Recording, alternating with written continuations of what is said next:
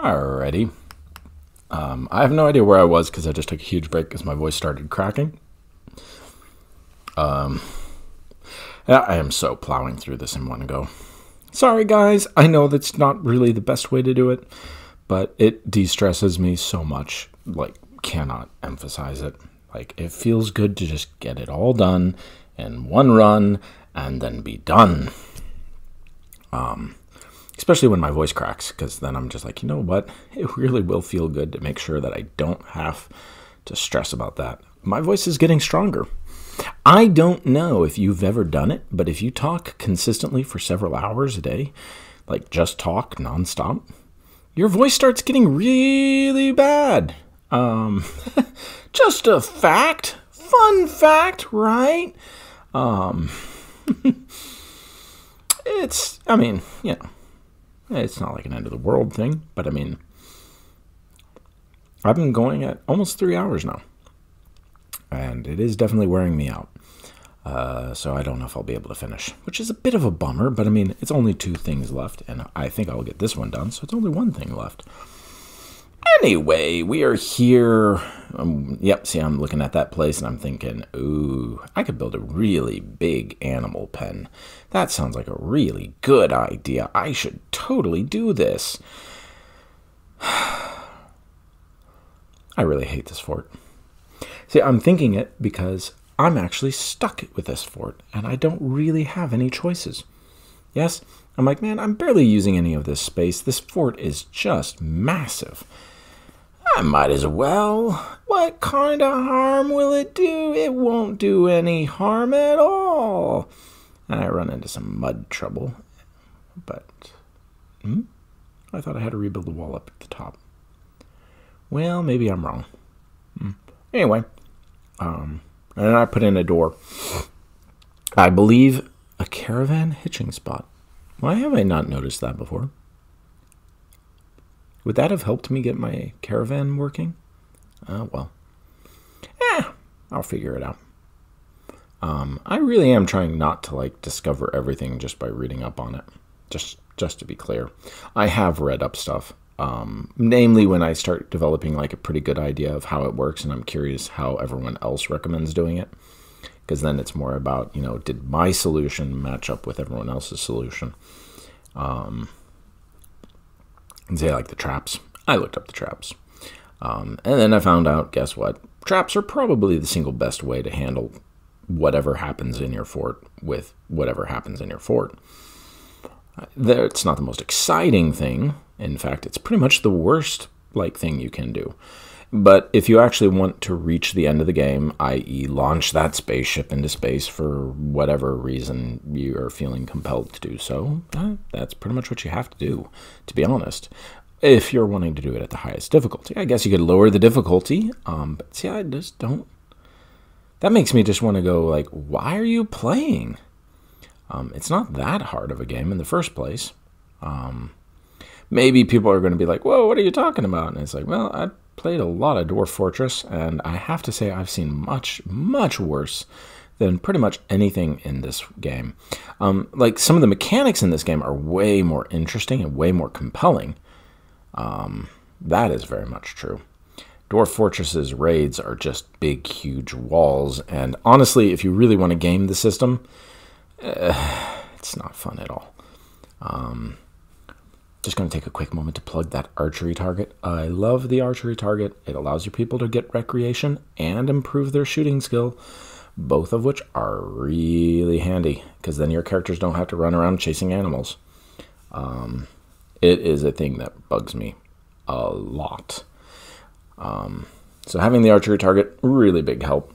The walls are almost done, and here begins the part of the game where I absolutely hate my decision-making process, because I now start expending huge amounts of resources capturing animals. And the problem here is not capturing the animals itself. I am extremely confident they changed the value of my fort a lot. Not just a little, a lot. and that basically just screws you over. Again, the point of this is to show people minimalism and how it impacts the gameplay. I've done this in Dwarf Fortress. It works beautifully, by the way. This is not just my revelation. I don't know if other Dwarf Fortress players play this way. I really like minimalist forts. Yes, very bare bones, very little stuff, very no wealth, very focused on just building the game until you get to steel technology and then unlocking steel gear. Because once you start getting to the steel gear, the game, like all the enemy stuff, just becomes way less serious. And then start expanding other content and new directions and thinking about wealth. It's basically the exact same mechanic. If you've, did I just pause it? Why did I pause it? Checking the walls. Okay, please unpause. Come on. All right. Whew.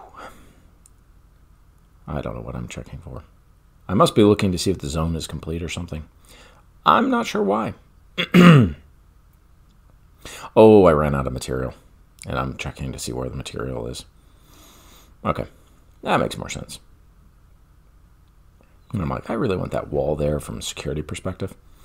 I really like big walls. I read about sappers, and sappers terrify me because that's not a concept in Dwarf Fortress, and so it really scares me. But honestly, the more I play this game, the more I think, who cares? I really like the training stuff, just to be clear. I like the training target. There's also a physical dummy, so your characters can train their physical skill. That's pretty handy. And eventually I'll pull out a medical bench where I can train my medical skill. And I also have a mod that allows me to build advanced bionics, like really nice ones.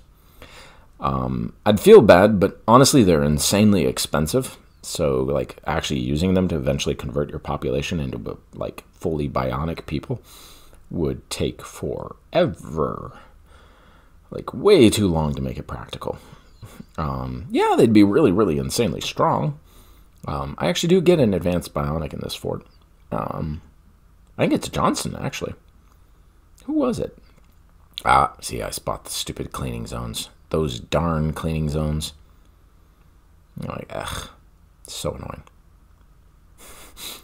Every time they rebuild the traps, you gotta clear it. Every time you build anything, you gotta clear it.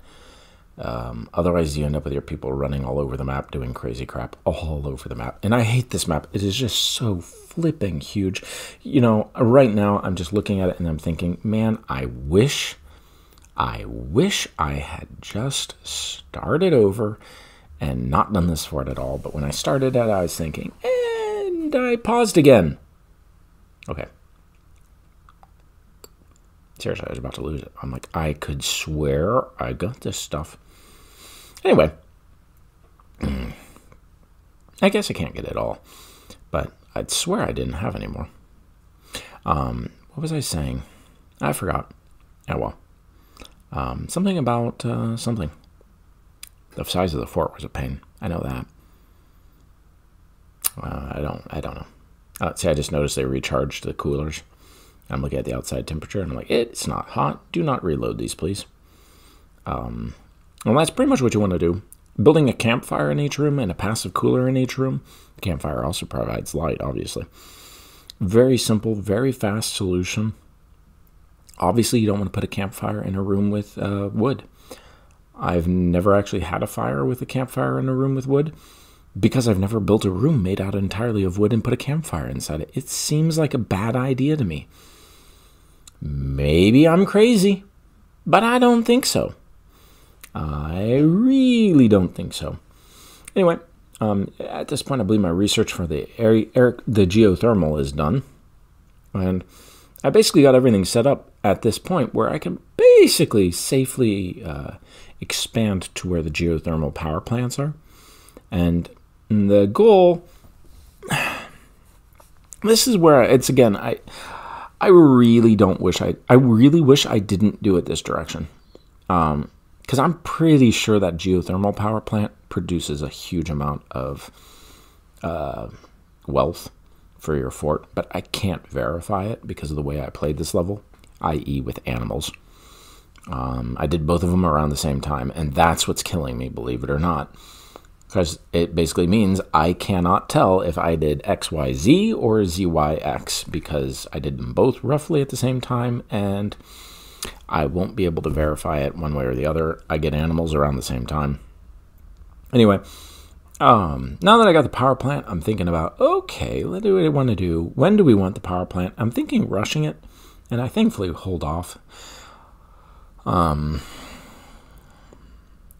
Because you don't really need a power plant.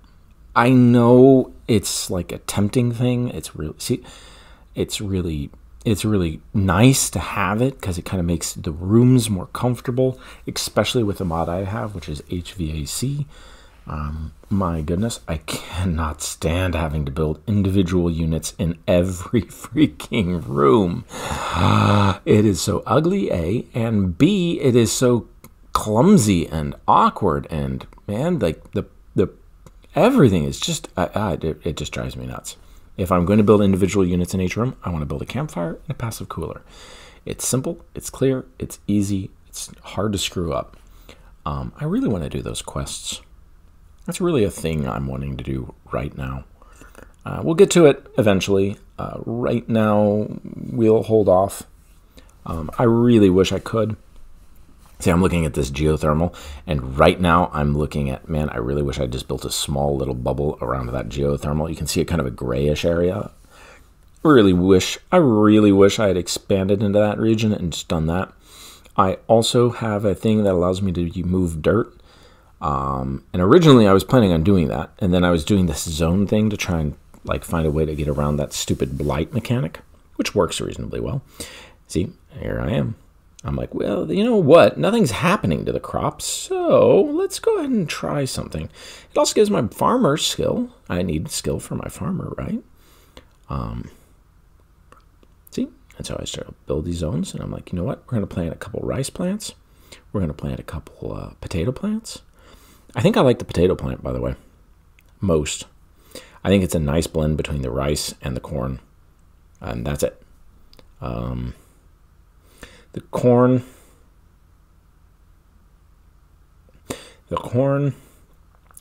is just too susceptible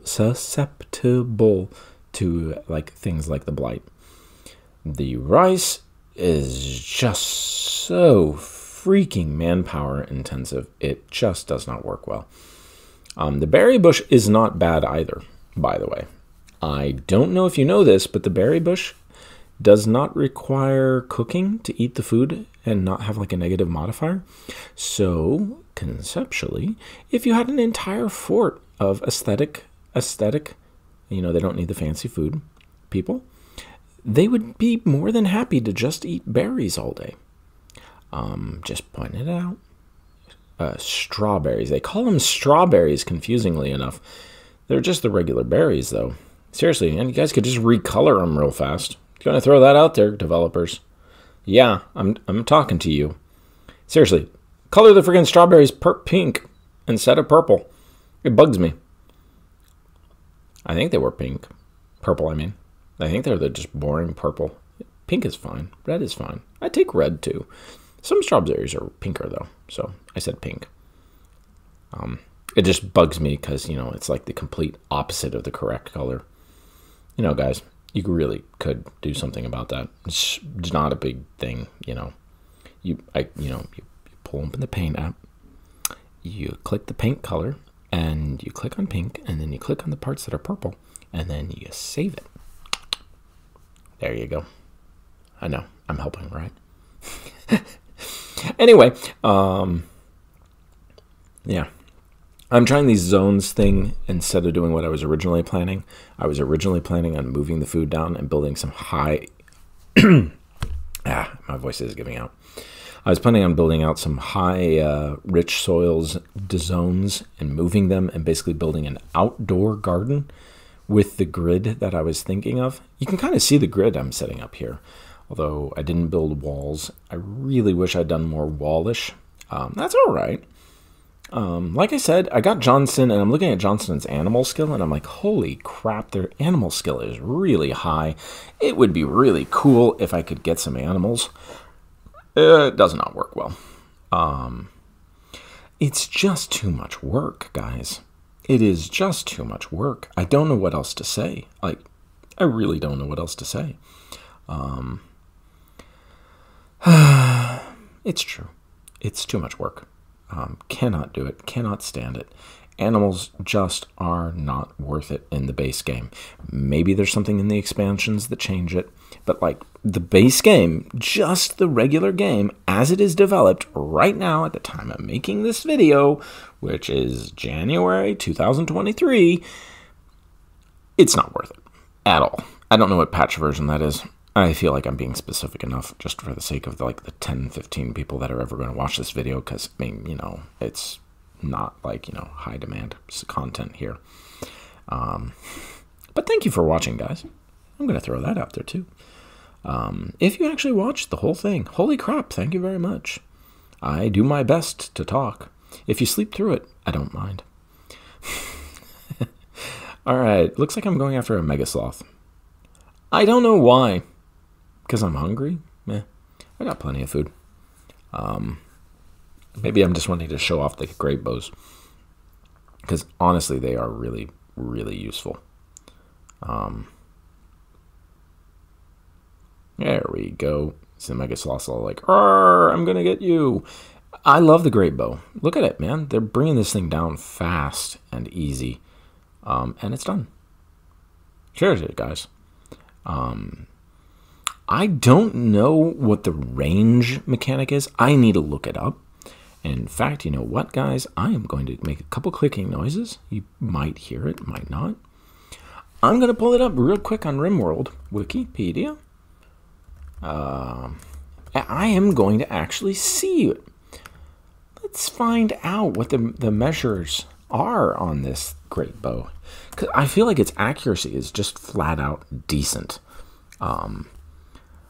I really don't know. Its accuracy is 65, 85, 75, 50. Okay, so it's a mid-range weapon. All right. It's not as good as I was picturing. It's a mid to long-range weapon, actually. That means at around 20 tiles, it's the most accurate. At the farthest range, it's almost the least accurate. At the closest range, it is the least accurate because guess what? It's a freaking bow and arrow. You should not be using a freaking bow and arrow in close range. But it has a 17 damage. Yes. Heavy archer? Archer chief? What are those? I don't know what those are. I don't know why you would acquire it from a raider. Yeah, they're roughly comparable to an auto pistol and a revolver. It is outclassed by most other guns. Yeah.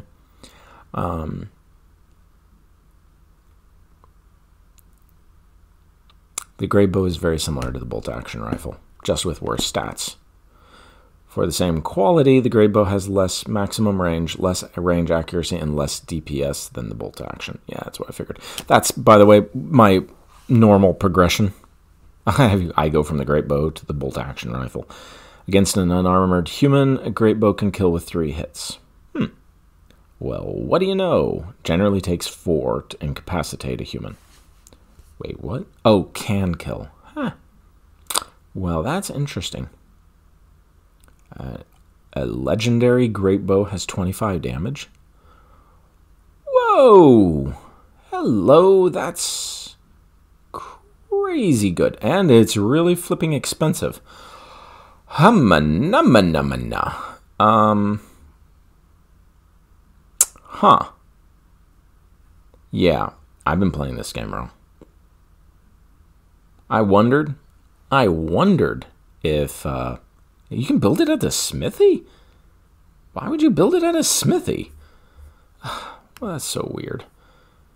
Now I'm going to look up. I'm going to look up the bolt action rifle. That's my next one. I go from the great bow to the bolt action to the assault rifle, but every time I move to the assault rifle, my forts always fall apart. I don't like the assault rifle as the end result. I think I'm going to like the combat shotgun. I used shotguns in this fort when you see it later on. And the results are pretty good, to be honest. Reasonably competitive. Outpost attack. Base attack. Wait. attacking other forts? Oh, cool. Well, hold on. I don't want to do that. Just the bolt-action rifle. Just the bolt-action rifle. Okay, the bolt-action rifle. That's the one I moved to next. 65, 80, 90, 80.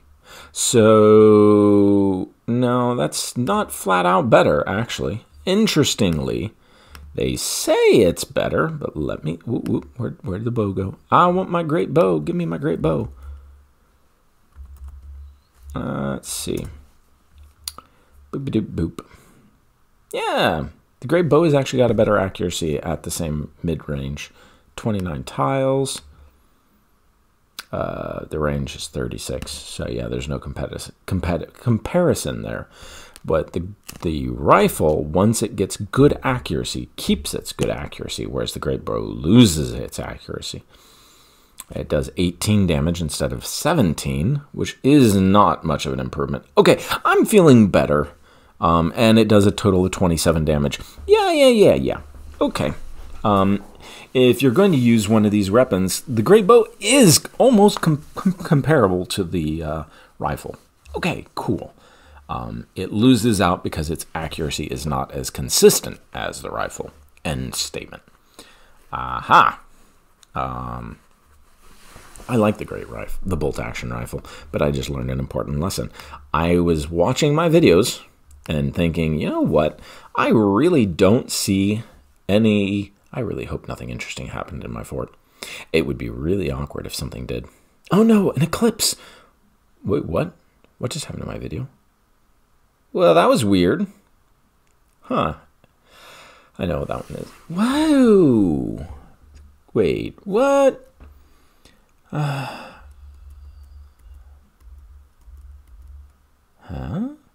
Okay, I gotta stop because my recording just did something really weird and like skipped to the power stage. Okay, I did not edit this well. So we're wrapping this video up now, guys. You have a good one. All right, we're actually gonna just keep picking it back up. That was super friggin' weird. I'm looking at the next video and I checked my online stuff and there is nothing to explain that gap. That's a bit of a bummer. I must have missed it. What I did is I laid down, it's not as exciting. See, you can see it right there. Well, I can see it right there. I'm going to have to watch the timing. That's going to be a pain. See, I'm taming some buffaloes and I laid down a concrete path over to where the generator will be, and I laid down steel. I do not like the concrete paths. Again, this is something I was trying for the video. I figured I'll be experimental. I was going with the animals, so I already knew I was going to regret the animals. To be honest, it's true. I already knew I wasn't going to like what the animals will do as a mechanic. And the cold snap. I remember this cold snap well. Anyway, I went ahead and did it. Like I said, I would do walls. See, if you do a 10 by 10 grid or similar, you can basically connect everything to those walls. In other words, you can have a 10 by 10 grid and you can build a bunch of rooms with an open courtyard in the middle and even doors that lead in and out of that courtyard. I can sketch this up. Ah, man, I can't believe I have a weird gap here. There's a lot of dead raiders. I have my meat storing room. I missed a ton of video footage. I lost it. I don't know why I lost it, to be clear here. Yes, I am not going, oh, yay, I lost it. I'm going, what the heck just happened? That was a good hour of gameplay I just lost. Well, that sucks. Well, hello there. Anyway, right. I put it down like this because I was thinking it wouldn't matter too much, but actually it got damaged by a fire at some point. I don't think it happens yet. There's this really big wildfire I get in one of the summers, and man, it just destroys the power lines, even though they don't actually burn for some reason. Putting them under the wall, that is brick, however, has the exact opposite effect. If you put them under the wall, they're basically immune to everything. So the single best use of a power line is to put them under the walls. Please tell me I did rice. See, I'm thinking about strawberries. I've been having so many problems with food. I like the strawberry plant if you have people that don't demand, like, fancy food all the time. If you have to go cook food, if you need to cook food, whichever one you want to call it, need, the rice is all right. Corn is best, but man, it is really susceptible to bad game mechanics. The game loves to screw with you. I really wish that was an exaggeration, but it really is not. The game loves to screw with you when those things happen. Here, I'm just regrowing my plants because they all died in the cold snap. I had huge fields of cultivated food. I was able to bring in quite a bit. If you notice, I have a huge stockpile of food. I'm running low on rations. That is the one advantage of animals.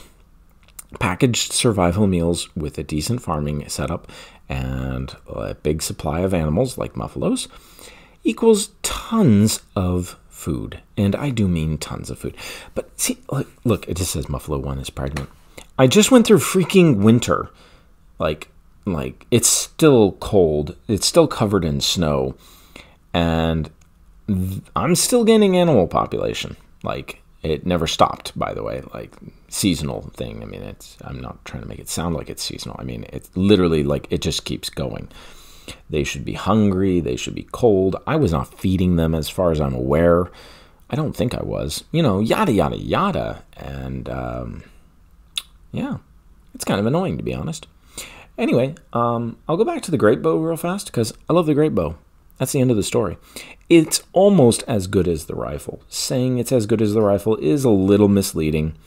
Here's my silver stockpile. I think this is it. Critical. Oh, no, this is leather. I'm getting rid of the leather. That's right. No? Silver? Yeah, no, it's the leather. I'm looking for the leather. I'm like, where's the leather? It's not in corpses. Nope. Yep, I'm looking for the leather. I'm like, dude, where's the frickin' leather? Apparel? No. It takes me a minute. Actually, even recording this, I'm just like, man, I don't remember where.